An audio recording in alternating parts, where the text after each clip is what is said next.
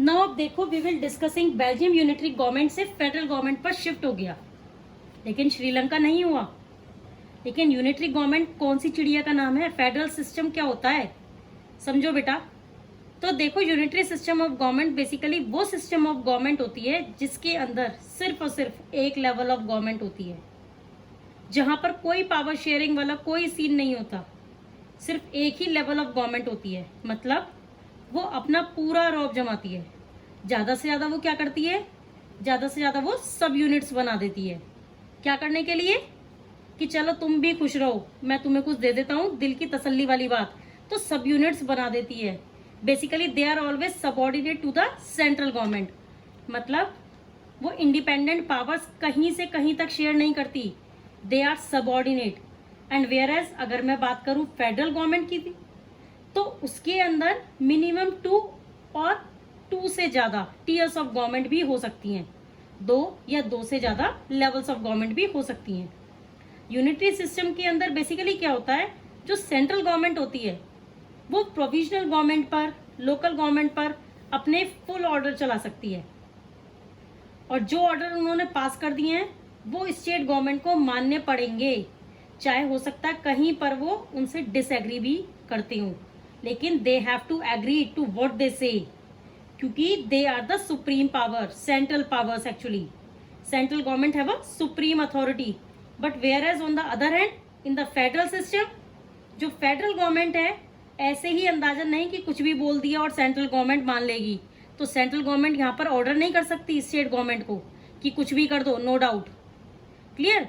तो यहाँ पर यूनिटरी सिस्टम के अंदर the central government has the supreme power, although वो डिवाइड कर भी देते हैं दूसरों को, सबऑर्डिनेट्स यूनिट्स को डिवीजन बना देते हैं, उनको अथॉरिटीज भी दे देते हैं, उनको डेलीगेट्स कर देते हैं कुछ कुछ पावर्स को, लेकिन सोल अकाउंटेबिलिटी किसके पास है?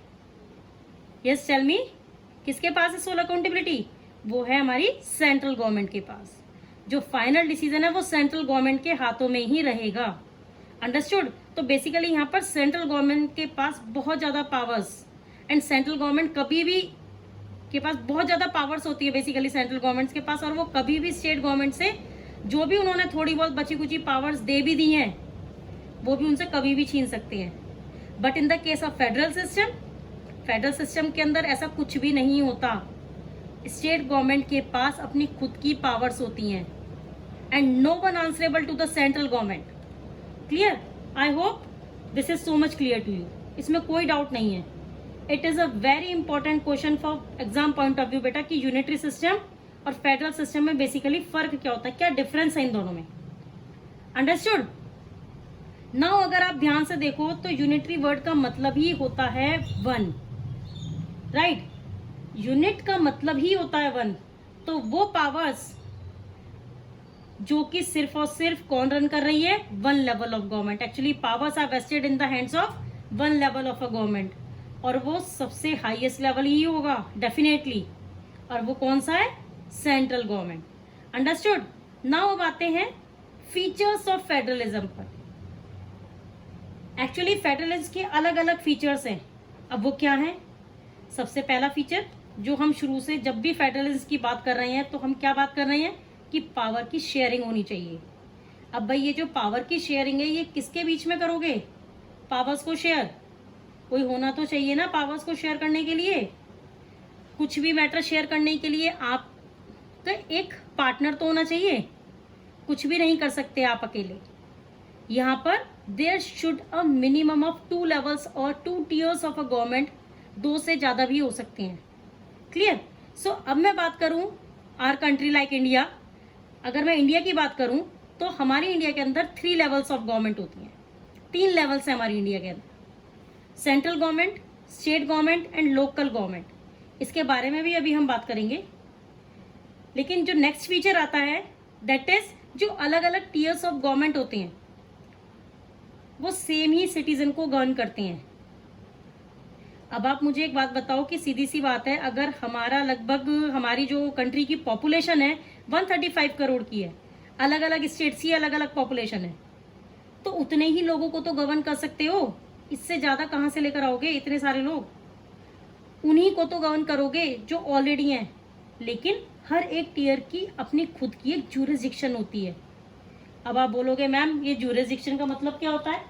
ज्यूरिसडिक्शन का बेसिक मतलब होता है एरियाज ऑफ अथॉरिटी।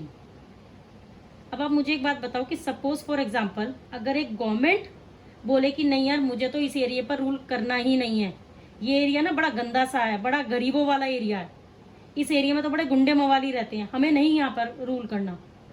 और you know on the other hand कोई ये बोलने लगे कि नहीं यार ये वाला एरिया मेरे अंडर ही आना चाहिए क्योंकि ये बहुत अच्छा एरिया है, और दूसरा स्टेट बोले यार ये क्या बात हुई, ये एरिया तो मेरे अंडर आता है, तो उससे क्या होगा, बहुत ज्यादा डिस्प्यूट्स होंगे, कॉन्फ्लिक्ट्स होंगे, लड़ाई झगड़े होंगे। तो हर एक पर्टिकुलर एरिया की अपनी खुद की एक ओन ज्यूरिसडिक्शन होती है, उनका एक एरिया ऑफ अथॉरिटी डिफाइन होता है जिस पर वो अपनी लीगल अथॉरिटीज प्रैक्टिस कर सकती है। That is specified in the constitution also. And हर एक मैटर पर होता है ये चीजें, छोटे से छोटे मैटर्स पे, चाहे वो लेजिस्लेटिव हो, चाहे वो टैक्सेशन का मामला हो, चाहे वो एडमिनिस्ट्रेशन का मामला हो, एनीथिंग एंड एवरीथिंग उनका ज्यूरिसडिक्शन, उनका एरिया, एक्चुअली उनका जो अथॉरिटी का एरिया होता है वो गवर्न होता है, प्रॉपरली स्पेसिफाइड मेंशन्ड होता है। Clear? So now we come to the third feature of federalism, जो क्या कहता है कि जो ज्यूरिसडिक्शन है अलग अलग लेवल्स का, अलग अलग टीयर्स ऑफ गवर्नमेंट का, वो स्पेसिफाइड है कॉन्स्टिट्यूशन में। लाइक आई सेड कि ये नहीं कि मुंह उठाकर आप बोलने लगे कि नहीं जी नहीं, मुझे तो इस एरिया पर अपनी अथॉरिटी या फिर अपना कंट्रोल जमाना है, या फिर मुझे इस एरिया पर अपना कंट्रोल एस्टेब्लिश करना है। ये नहीं हो सकता भाई, तुम्हारा राज थोड़ी ना चल रहा है यहाँ पर। जो भी कोई अपनी मर्जी से काम होगा, सब चीजें कॉन्स्टिट्यूशन के अंदर प्रॉपरली स्पेसिफाइड है।